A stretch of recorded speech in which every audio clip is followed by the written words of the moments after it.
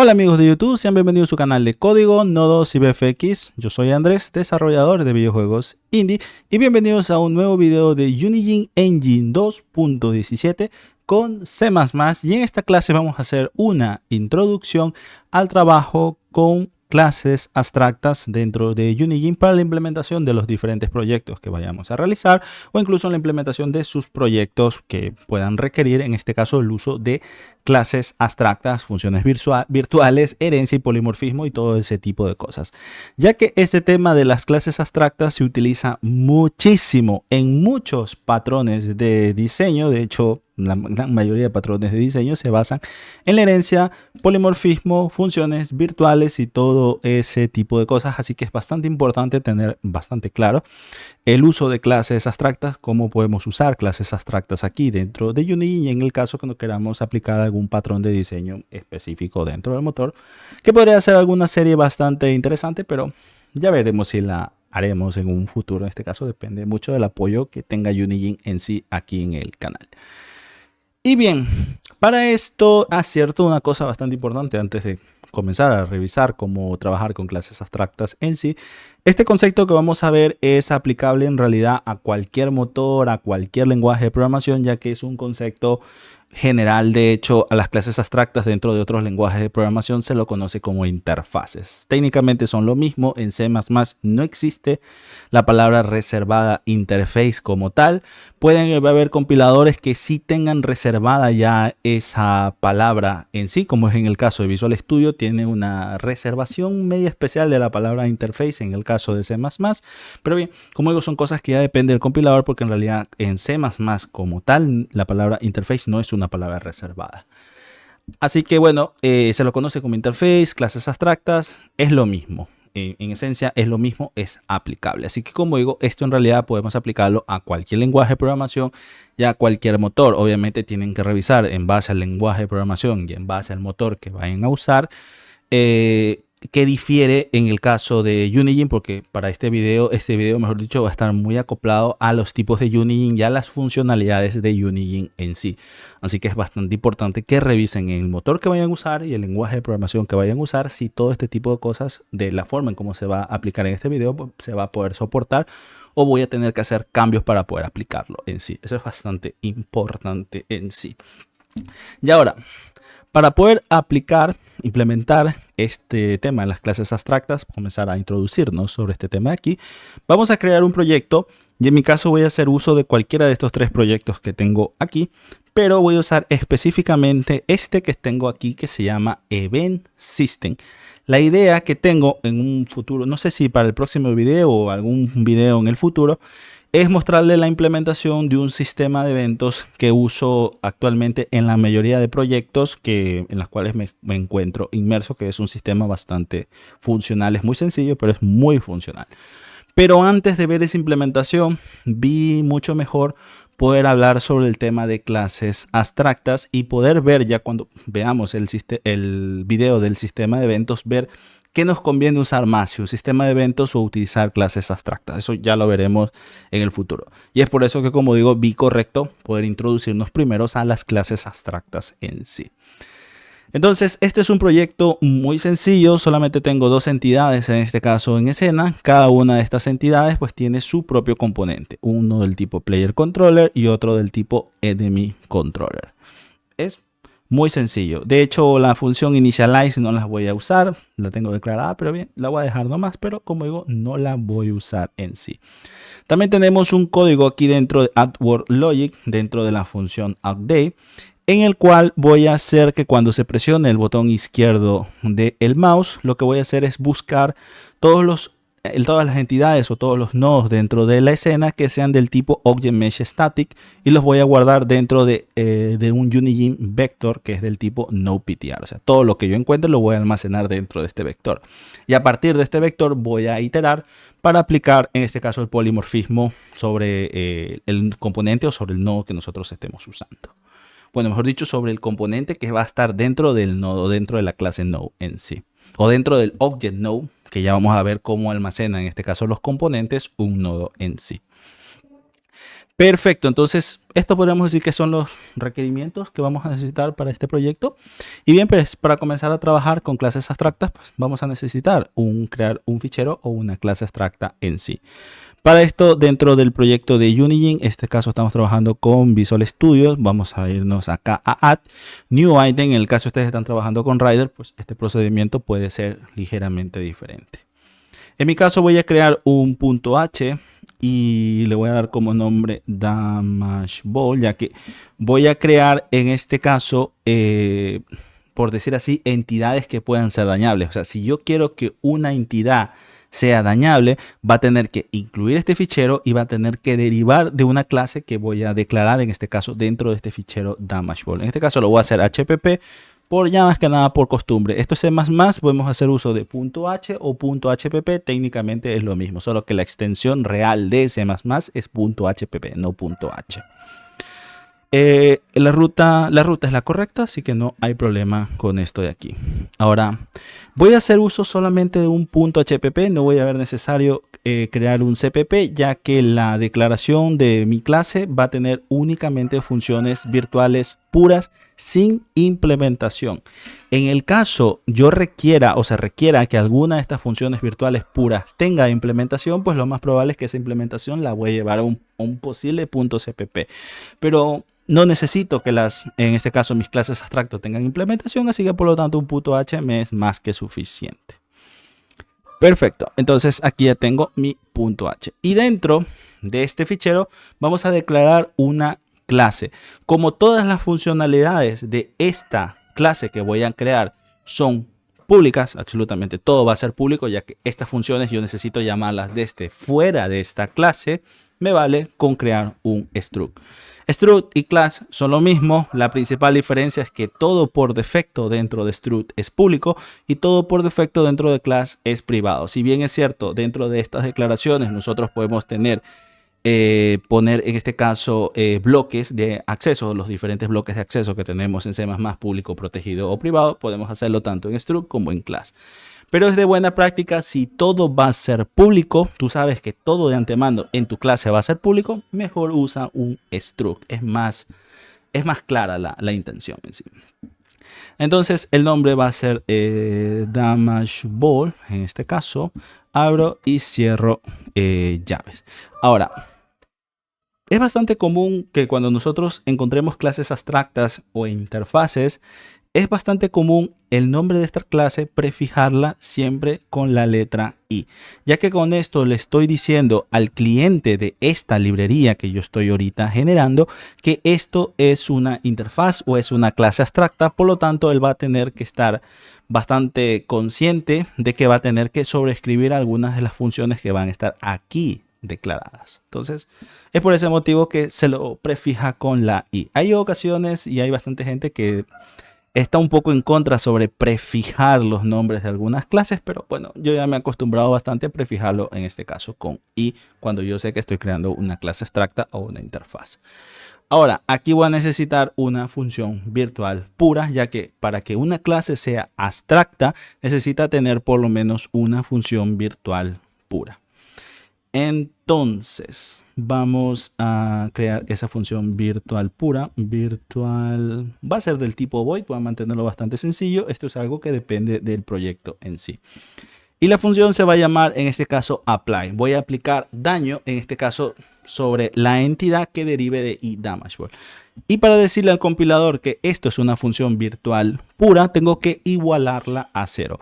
Con esto yo le estoy diciendo, oye, explícitamente al compilador, mira, esta función que es virtual no tiene cuerpo. Por lo tanto, toda clase que derive de este iDamageBall va a tener que darle cuerpo a esta función apply. Si no le da cuerpo a esa función apply, esa clase también se va a volver abstracta porque tiene una función virtual pura.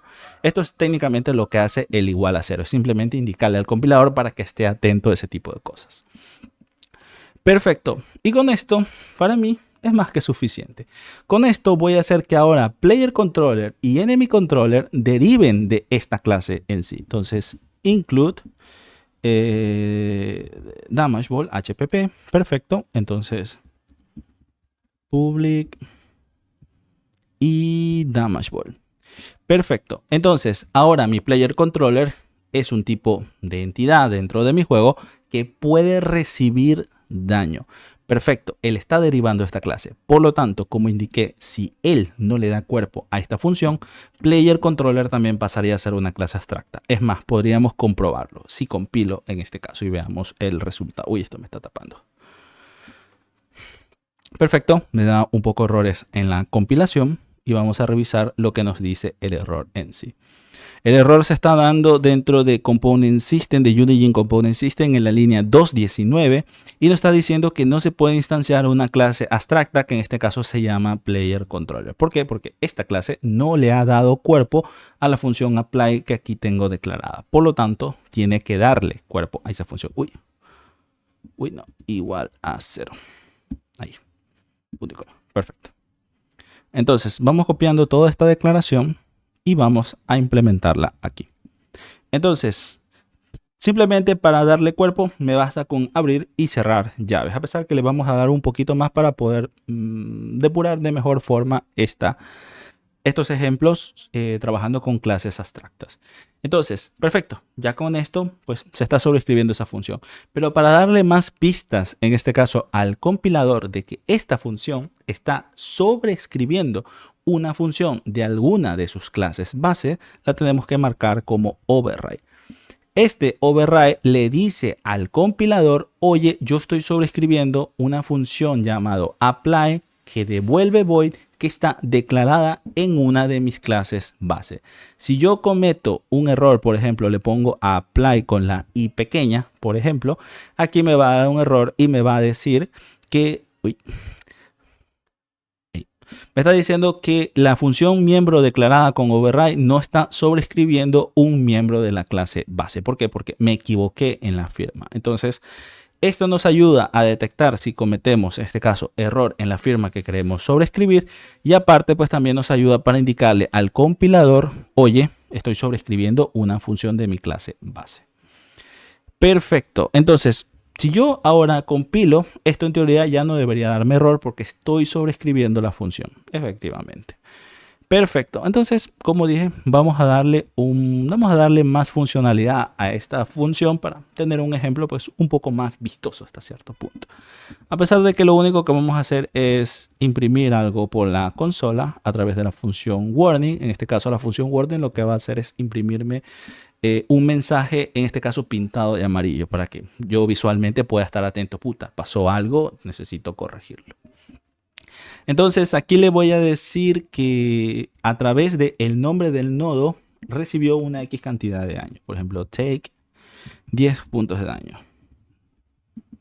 Point of damage. Y le voy a dar un salto de línea.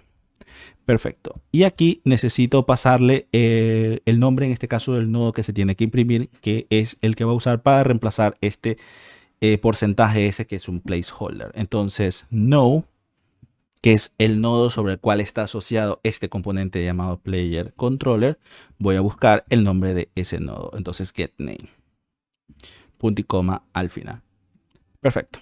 Bastante sencillo. Vamos haciendo lo mismo ahora con enemy controller. Vamos a hacer que enemy controller pues también haga include del fichero damage ball. Vamos a decirle que él también va a derivar public de y damage ball. Perfecto. Y también vamos a decirle que va a sobreescribir esta función, porque si no la sobreescribe, recordemos, se va a hacer también una clase abstracta y por lo tanto no se va a poder crear instancias de este objeto. Entonces un enemigo, por lo que sea, va a recibir más puntos de daño, va a recibir 25. Perfecto, entonces ya tenemos nuestras dos clases, enemy controller y player controller, que derivan de y damage ball y aparte le están dando cuerpo a la función apply, que es virtual pura dentro del fichero y damage ball, que tiene una clase llamada dam, y bueno, dentro del fichero damage ball que tiene una estructura llamada y damage ball, que a su vez tiene una función virtual llamado apply. Todo esto se va a aplicar a través de polimorfismo, a través de indirección, a través de la tabla virtual. Eso quiere decir que cuando se mande a llamar esta función, se va a buscar en esa tabla de punteros a función, que se llama comúnmente la tabla de funciones virtuales, va a hacer una indirección y va a ejecutar en este caso pues la función correcta con la implementación en sí. Perfecto. Ahora, ¿cómo podemos comenzar a usar esto de forma polimórfica? Para esto vamos a usar el add word logic. Entonces aquí tenemos el vector, voy a iterar a través de este vector, para esto voy a usar un simple bucle for y por cada elemento lo que voy a hacer es crear un objeto llamado no que va a ser del tipo, en este caso, noPTR. Uso auto en este caso para que lo deduzca en este caso el compilador y yo evitarme la fatiga de tener que escribir todo este tipo entero. Perfecto, entonces sobre qué contenedor voy a en este caso a iterar o voy a recorrer sobre en este caso el objeto nose que tengo aquí, que es del tipo Unigine vector vector, que es de noPTR. Perfecto. Y dentro de este bucle lo que voy a hacer es que sobre cada uno de estos nodos voy a llamar una función que pertenece a Unigine llamada getComponent. Para poder acceder a esta función vamos a hacerlo a través de component system. Vamos a llamar su función estática get. Este get lo que nos va a devolver es la instancia del component system. Component system es un singleton y yo necesito poder acceder a esa única instancia. Lo accedo a través de la función get. Ya teniendo esa única instancia, voy a usar la función getComponent, que es una plantilla de funciones que tengo que indicarle en este caso a través de los paréntesis angulares el tipo del objeto que yo quiero obtener o el tipo del componente que yo quiero obtener. En este caso, el tipo del componente el cual yo quiero obtener es el tipo damageBall. Perfecto. Y entre los paréntesis normales, pues aquí tengo que indicar el nodo sobre el cual se va a aplicar esta función getComponent. Ahora, y damageBall, pues me dice que no encuentra, o sea, no está definido el identificador llamado damageBall. Esto es porque tengo que hacer una inclusión de ese fichero que tenemos ahí. Entonces, damageBall. Perfecto. Entonces, sobre este nodo va a aplicar la función getComponent. Sobre este nodo va a buscar un componente del tipo damageBall. Y si lo encuentro, en este caso, esto deberíamos pasarlo a través de un if, porque esta función getComponent nos va a devolver un puntero hacia ese componente si lo encuentra, y en el caso no lo encuentre nos va a devolver null pointer. Así que seamos un poco tengamos buena práctica, mejor dicho, para todo este tipo de cosas. Entonces autoconst damageBall pues va a ser igual a lo que me devuelva este getComponent que tenemos aquí. Y por lo tanto, ya habiendo comprobado ese puntero, lo único que voy a hacer es que damageBall, voy a invocar su función, llamada apply. Perfecto. Muy bien, con esto sería suficiente. Recapitulemos nuevamente. Voy a iterar sobre el vector, sobre el contenedor de nodos. Voy a crear un nodo que va a representar, en este caso, pues cada uno de los nodos guardados dentro de este vector. Sobre este nodo lo que yo voy a hacer es aplicar la función getComponent para buscar dentro de ese nodo un componente que sea del tipo damageBall. Si resulta que mi nodo tiene un componente del tipo damageBall, voy a guardarme ese puntero que me devuelve la función getComponent. Entonces, si es un puntero válido, pues voy a aplicar o voy a hacer la llamada a la función apply a partir de ese componente que encontré. Perfecto. Entonces, compilemos y veamos si esto pues me va a resultar. Perfecto, compiló bien, por lo menos errores de compilación no tenemos. Vamos a ver si tenemos errores en la ejecución de nuestro programa, de nuestro juego con Unigine Engine. Muy bien, ya estamos dentro del motor, del juego en sí, estamos depurando nuestro juego.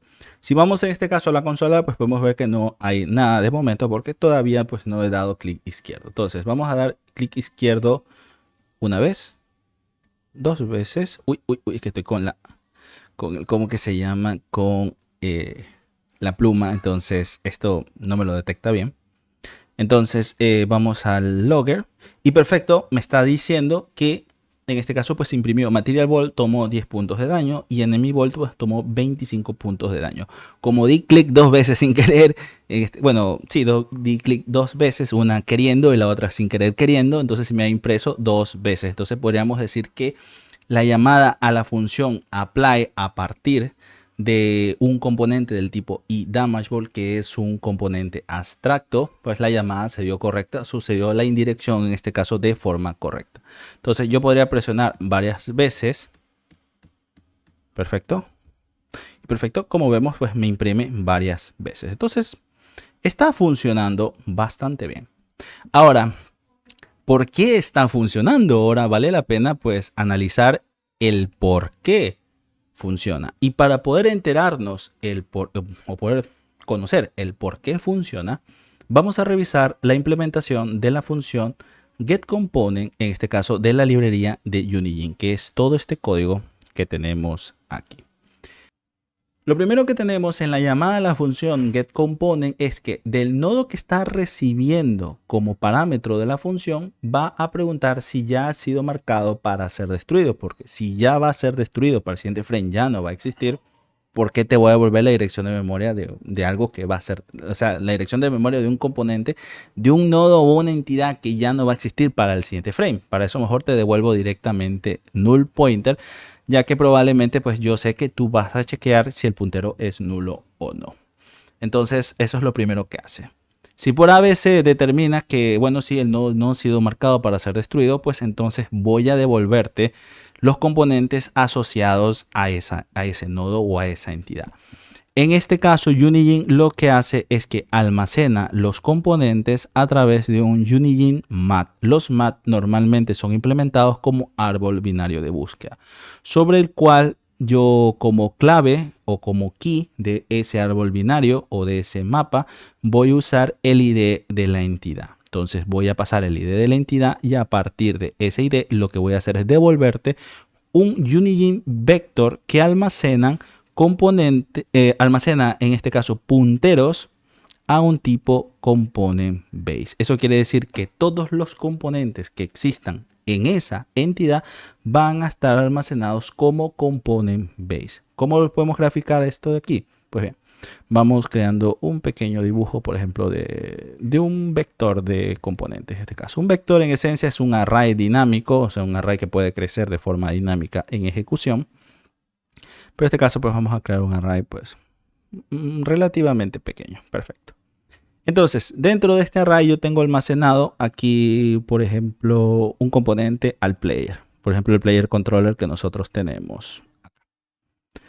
Aquí voy a tener almacenado, no sé, un componente a inputs. Por algún motivo, pues yo necesito gestionar los inputs de forma independiente. Y aquí vamos a tener almacenado un componente de físicas, por poner un ejemplo. Physicity. Y aquí, no lo sé, un componente de vida, por ejemplo, health.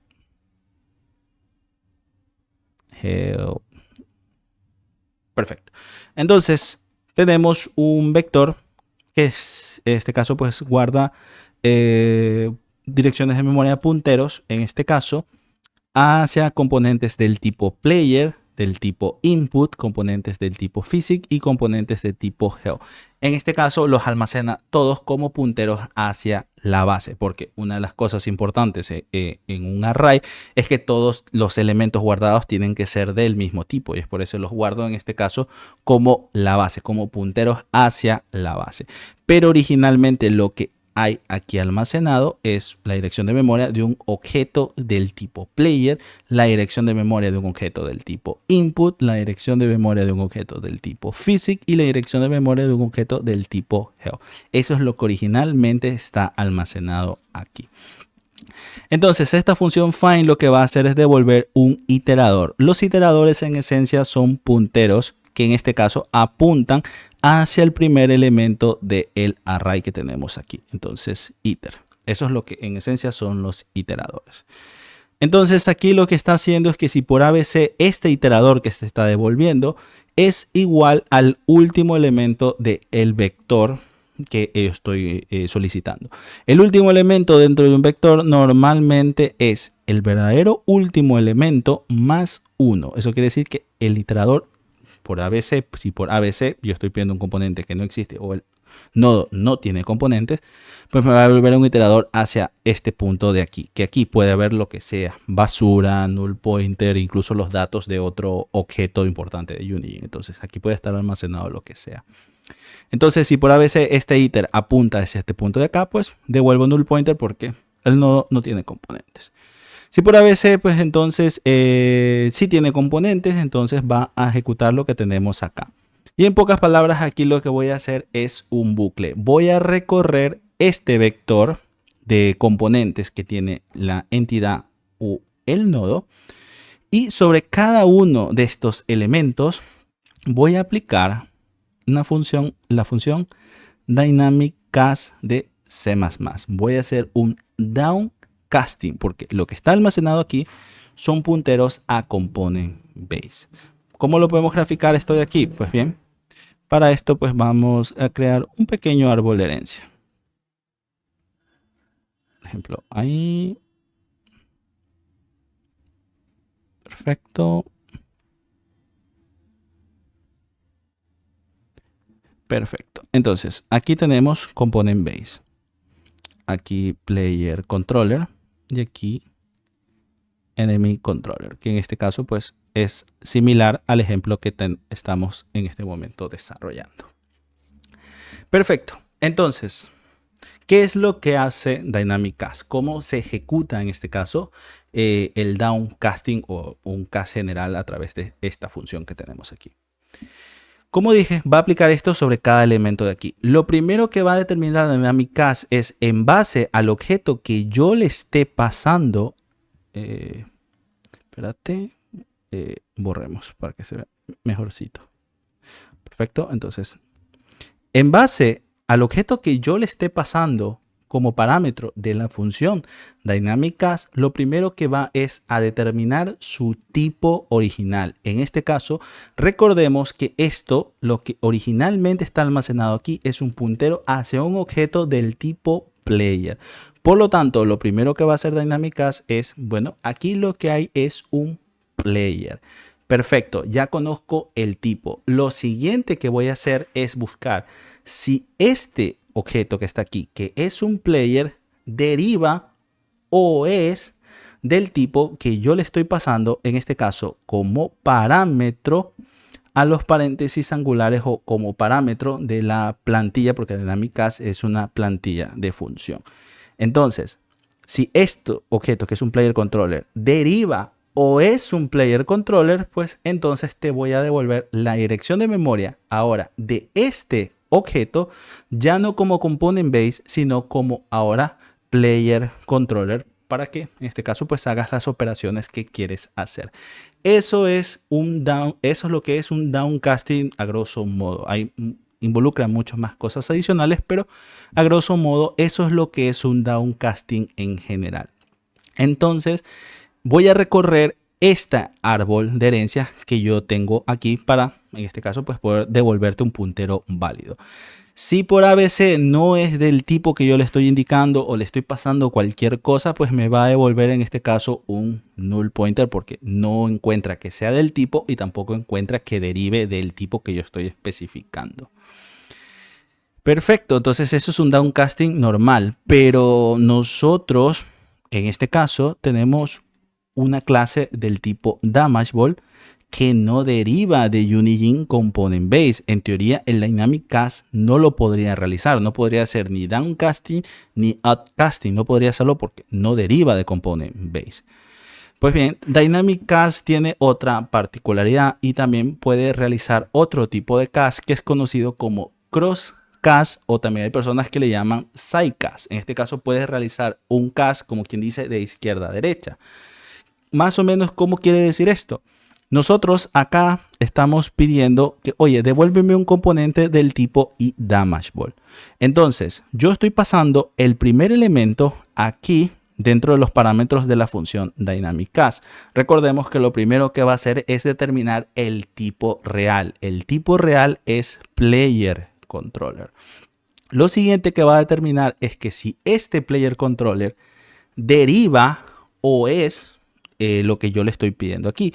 En este caso, player controller deriva de iDamageable. Por lo tanto, él encuentra que existe él deriva de forma no ambigua de ese tipo, por ejemplo, y me olvidé en este caso de graficarlo porque en nuestro caso es medio especial, porque no solamente tenemos este árbol de herencia, también tenemos el damage. Por ejemplo, dama le voy a poner, el cual pues player deriva de aquí. Perfecto. Y enemy controller también deriva de aquí. Entonces, volvamos a recapitular en este caso. At Word Logic le estoy diciendo, oye, ¿sabes qué? Sobre el objeto que yo te estoy pasando, sobre esta dirección de memoria que te estoy pasando, dame o castéamelo, intenta casteármelo al tipo que yo te estoy indicando a través de los paréntesis angulares. Ahora, eso nos trae de nuevo acá. Entonces, a Dynamic Cast yo le estoy pasando esta dirección de memoria. Lo primero que va a hacer es determinar el tipo real del objeto que está pasándose como parámetro a Dynamic Cast. El tipo real es player. Perfecto, ya conozco su tipo.